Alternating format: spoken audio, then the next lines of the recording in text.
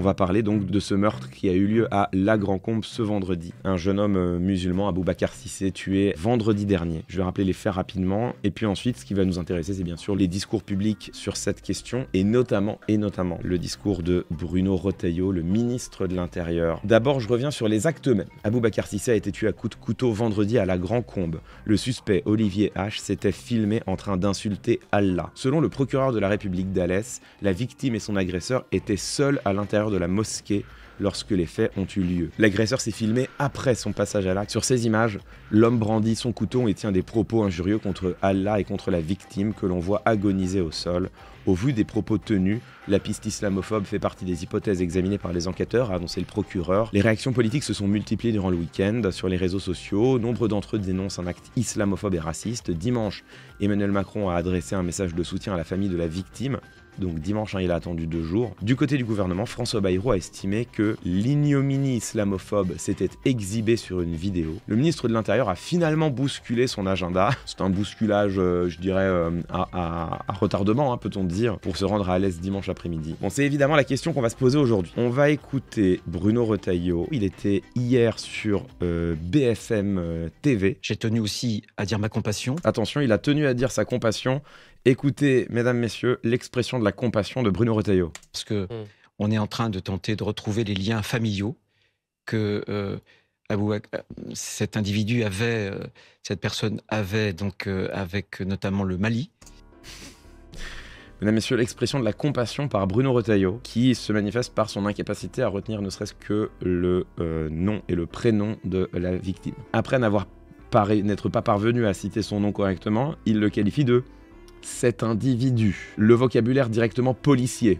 L'individu a été interpellé. Cet individu. Comment ne pas faire le parallèle avec à chaque fois qu'il y a un crime sanglant odieux, le fait que précisément le prénom et ou le nom de la victime deviennent des symboles, alors que là non, la victime, Aboubacar Cissé, qui est ramené au fond dans le discours de Bruno Retailleau à cet endroit, qui est ramené au rang de simple statistique. Un individu assassiné dans une mosquée, point. C'est là où tu vois évidemment le contraste entre la compassion revendiquée par Bruno Retailleau et la compassion manifestée en acte dans son discours. Cela révèle sinon une forme d'absence totale de compassion à l'égard de la victime, on peut éventuellement émettre cette hypothèse, à minima une forme de légèreté sur cette question, c'est-à-dire qu'on voit que bon bah lui c'est pas sa prio quoi. Et bien sûr derrière le cet individu, bon ça lui échappe, c'est du vocabulaire policier qui lui échappe, il se reprend d'ailleurs. Immédiatement il dit cette personne, même cette personne, c'est quand même un peu curieux, c'est-à-dire que si tu te souviens pas du nom de la victime, bah à minima tu l'appelles la victime. Le Premier ministre François Bayrou a parlé sur les réseaux sociaux, je cite, d'une ignominie islamophobe. Islamophobie que vous-même vous n'utilisez pas. Dans l'intention, c'est la même chose, on a voulu désigner la même chose.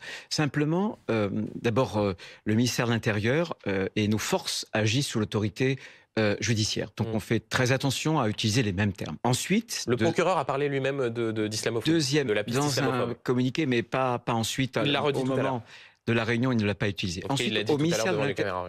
Aïe aïe aïe aïe aïe aïe aïe. Bruno Retailleau qui dit non mais moi j'utilise les mêmes termes que le procureur de la République. Oui bah il a dit islamophobe. Non pas dans la réunion. Non mais là il l'a redit il l'a redit à l'instant. Là tu sens quand même qu'il est un peu emmerdé Nono. Alors pourquoi est-il emmerdé par ce terme islamophobie? Écoutons. Il y a une connotation idéologique du terme islamophobie, notamment très marquée vis-à-vis des frères musulmans.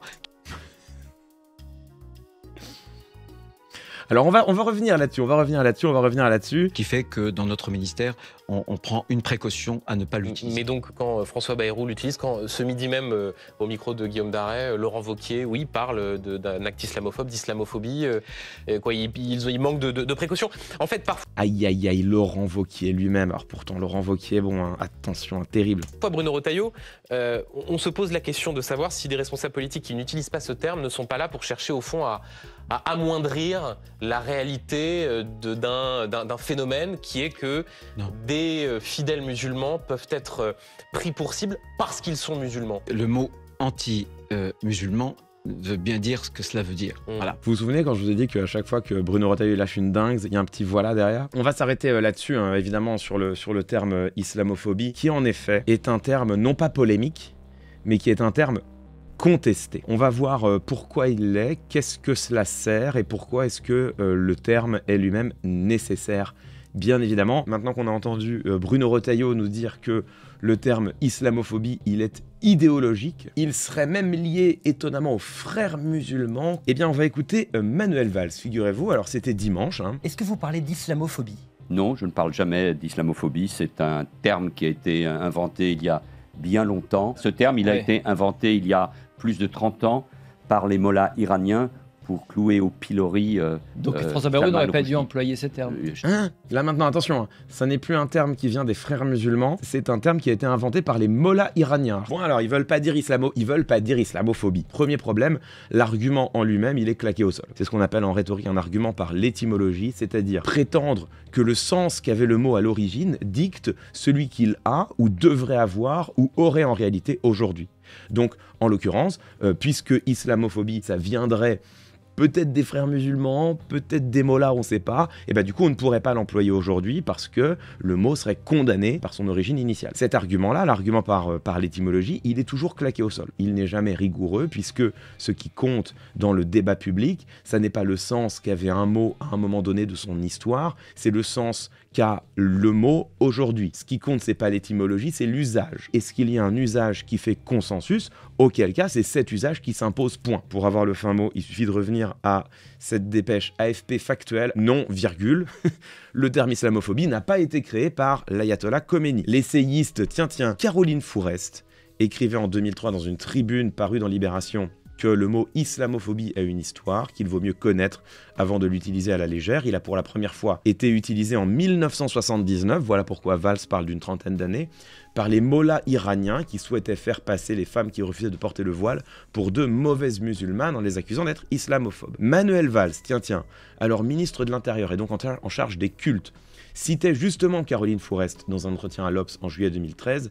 Derrière le mot islamophobie, il faut voir ce qui se cache. Sa genèse montre qu'il a été forgé par les intégristes iraniens à la fin des années 70. Cité dans une enquête de Libération en septembre 2013, Madame Fourest revenait sur sa déclaration suite aux critiques suscitées en estimant que l'important, ce n'est pas de savoir si quelqu'un a parlé d'islamophobie il y a un siècle dans sa salle de bain, c'est le sens de ce mot. Alors vous voyez, ça c'est génial. Donc celle qui disait « il ne faut pas utiliser le mot au regard de son histoire », une fois qu'on lui a souligné que l'histoire n'est pas du tout celle qu'elle croyait, renverse, mais alors totalement, c'est vraiment le 180 degrés le plus manifeste du débat public, elle renverse son argument en disant « non mais l'important c'est pas de savoir si quelqu'un a utilisé ce terme il y a 30, 50, 100 ans, ce qui est important c'est son usage aujourd'hui ». Caroline Fourest qui dit littéralement une chose et son contraire à 2 ans d'écart parce qu'elle a dit absolument n'importe quoi, qu'elle s'est fait attraper dans son n'importe quoi et que du coup elle renverse son propre argument. Alors, l'origine d'islamophobie, quelle est-elle? Des chercheurs du CNRS ou rattachés au CNRS se sont penchés sur la question et ils arrivent à remonter au moins jusqu'à 1910. On doit l'invention du néologisme islamophobie et ses premiers usages à un groupe d'administrateurs ethnologues spécialisés dans les études de l'islam ouest-africain ou sénégalais, Alain Kellier, Maurice Delafosse et Paul Marty. L'historien Alain Ruscio lui aussi fait remonter le terme à 1910. Il cite lui aussi Alain Kellier. Dès les années 20, vous avez chez le peintre orientaliste Étienne Dinet un usage du mot islamophobie qui est en réalité très proche de l'usage actuel. Étienne Dinet utilisait le mot islamophobie dans les années 20 pour dénoncer ce qu'il appelait les élucubrations, mais qu'on pourrait tout simplement qualifier de haine, exaltées par certains auteurs chrétiens à l'égard de la religion musulmane. Donc vous voyez que si on revient sur l'origine du terme est en réalité extrêmement proche de ce que l'on a aujourd'hui. La peur de l'islam a été brandie comme un outil de communication politique et géopolitique par le régime des mollahs en Iran à partir de 1979, mais contrairement à ce que disent Caroline Fourest, Manuel Valls et tous les autres, non seulement ils n'ont manifestement pas inventé le terme, mais de surcroît, ils ne l'ont même pas employé, puisque le mot islamophobie lui-même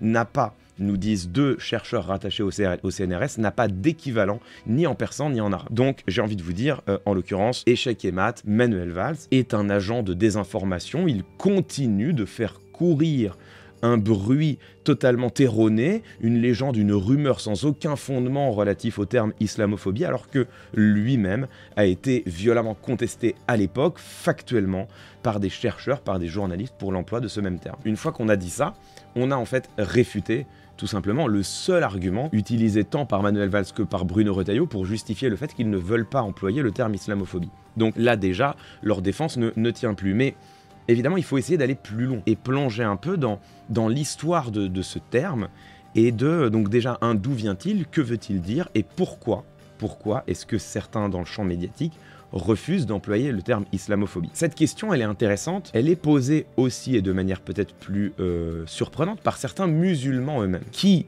soulignent le fait que l'islamophobie n'est pas une phobie. Il n'y a pas une peur de l'islam, il y a une haine de l'islam. Le problème qui est posé, c'est le problème de la formation des noms communs des substantifs en langue française. L'utilisation en langue française du suffixe phobie est l'une des manières classiques pour forger un substantif qui désigne une haine particulière. Pour qualifier la haine à l'égard des personnes homosexuelles, on parle d'homophobie. C'est la haine, le rejet, les discriminations manifestées à l'égard des personnes homosexuelles. De la même manière, on parle aujourd'hui de transphobie pour manifester non pas la peur, panique des personnes trans, mais pour manifester les personnes qui témoignent de la haine, de la discrimination à l'égard des personnes trans. Il y a d'autres manières de forger en langue française des termes qui désignent la haine suscitée à l'égard d'une communauté en particulier. Ce sont les mots en isme, comme on a dans antisémitisme, comme on a dans racisme et comme on a également dans sexisme. On a besoin pas simplement d'adjectifs, on a besoin d'un nom commun, d'un substantif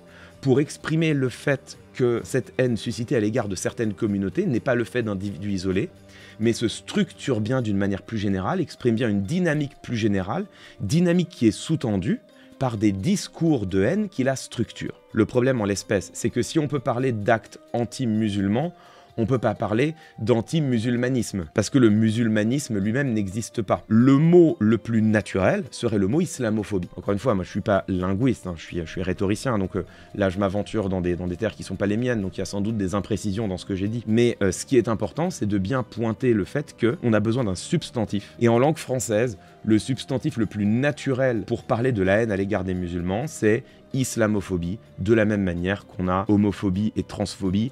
On pourrait forger le terme musulmanophobie, mais je vois pas bien pourquoi substituer un néologisme à un terme déjà existant. Vous allez me dire, oui, mais es-tu capable, Clément, de démontrer, d'argumenter qu'il y a bien une haine spécifique à l'égard des musulmans? Je suis pas sûr que vous en doutiez beaucoup, mais pour ce faire, on va aller chercher la tribune de Nona Mayer. C'est une chercheuse en sciences politiques, spécialiste de l'extrême droite, mais également et surtout spécialiste de l'antisémitisme et du racisme dans le débat politique français. Le contexte de ce papier importe, on est en 2021. À l'époque, Nona Mayer candidatait au poste de présidente de la Fondation nationale des sciences politiques, candidature couronnée d'échec hélas, et Nona Mayer a subi des attaques de la part de ses adversaires qui la qualifiaient d'islamo-gauchiste, et qui justement s'attaquaient à elle parce qu'elle osait employer le terme d'islamophobie. Ce qui est intéressant, c'est qu'elle pointe bien le fait que d'une part, le terme d'islamophobie s'est imposé dans la recherche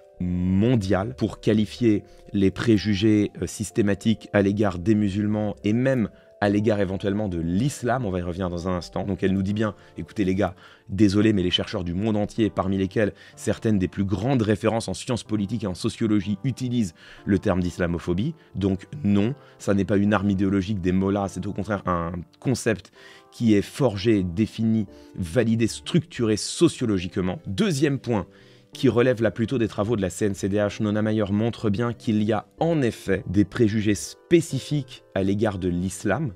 Et ça c'est important parce que certains seraient tentés de dire, au fond, il n'y a pas vraiment d'islamophobie, il y a simplement un racisme qui viserait avant tout les Maghrébins, mais aussi les personnes noires de peau. Ce que montre Nona Mayer, c'est qu'il y a bien des préjugés spécifiques et une haine spécifique à l'égard des musulmans, qui ne recoupent pas totalement le racisme à l'égard des personnes racisées, perçues comme noires ou arabes. Elle en a parlé explicitement, donc je pense qu'on peut le mentionner et de ce fait d'ailleurs en profiter pour lui apporter tout notre soutien. C'est notamment la violoniste Julie Berthollet, violoniste blanche de peau et rousse de cheveux, qui s'est récemment convertie à l'islam, qui désormais porte le voile et qui a témoigné sur son Instagram de manière totalement explicite que depuis qu'elle avait mis son voile, elle recevait sur les réseaux sociaux des torrents de haine islamophobe, alors même que, pour le coup, elle n'est pas du tout racisée. Cet exemple, qui n'est qu'un exemple parmi d'autres, mais qui est bien représentatif des travaux de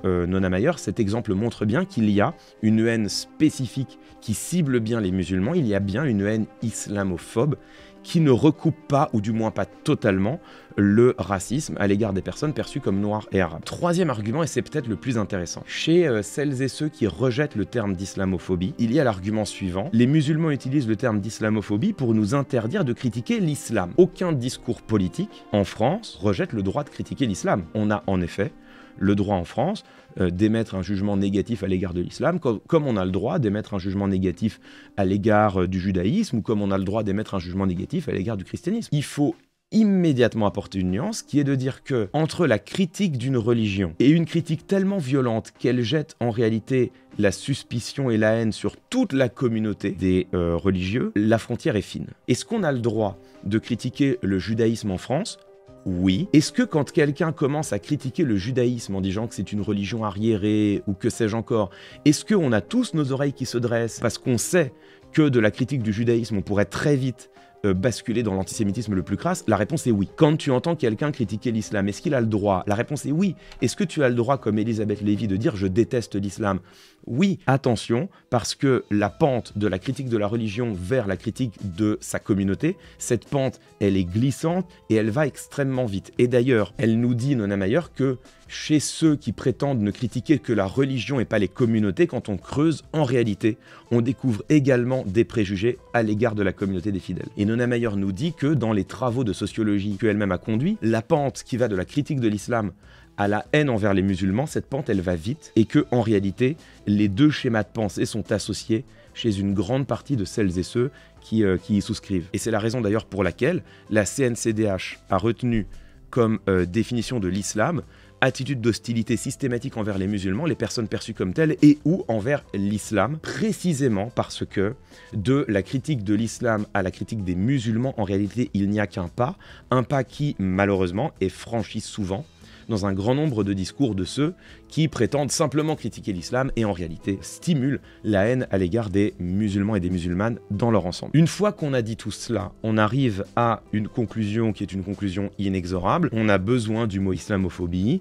Il est tout à fait conforme à d'autres mots qui ont été formés de la même manière en France, tels que homophobie, transphobie, judéophobie, christianophobie, puisqu'on en parle également. Donc on a besoin de ce terme. Il est totalement validé par tout ce que dit la recherche, il est même utilisé globalement par la recherche internationale, et bizarrement, ceux qui n'aiment pas le terme islamophobie ont quand même l'air d'être souvent ceux qui incitent à la haine islamophobe. Et c'est mon dernier point. Parler simplement d'actes anti-musulmans, ça interdit de penser l'existence d'une dynamique générale de haine à l'égard d'une communauté, dynamique sous-tendue par des discours de haine qui la structurent. Si il y a simplement des actes anti-musulmans et pas une islamophobie, alors il n'y a pas une dynamique islamophobe qui est soutenue, structurée, stimulée par des discours de haine. Il y a simplement des individus racistes qui commettent, chacun dans leur coin, des actes racistes, en l'occurrence des actes anti-musulmans. Ça les arrange bien, Bruno Retailleau, Manuel Valls et Caroline Fourest, qui ne manquent jamais une occasion de dire tout le mal qu'ils pensent du voile et des femmes qui choisissent de le porter.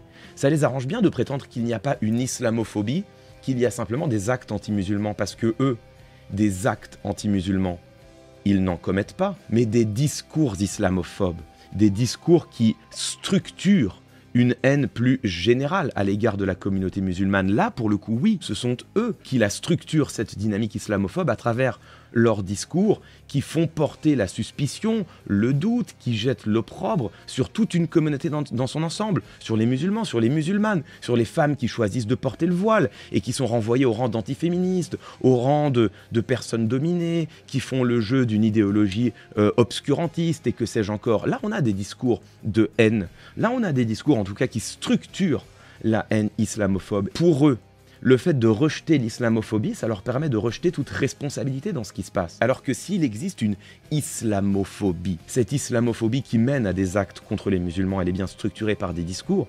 Et quels sont celles et ceux qui les portent, ces discours? C'est à cet endroit-là qu'il me paraît judicieux de finir par là où nous avons commencé, c'est-à-dire avec Bruno Retailleau. J'aimerais qu'on revienne aux propos qu'il a lui-même tenus, c'était il y a un mois. Souvenez-vous, c'était le moment où la question politique, c'était de savoir s'il fallait interdire le voile dans les compétitions sportives. On a fait une vidéo entière sur la question, donc je vous y renvoie pour le fond du propos. Ce qui nous intéresse, c'est pas le fond du propos, c'est ce qu'en a fait Bruno Retailleau. Écoutez les propos de Retailleau à ce moment, écoutez comment il conclut son discours. Le voile n'a rien à faire dans les compétitions compétition sportive, bien évidemment.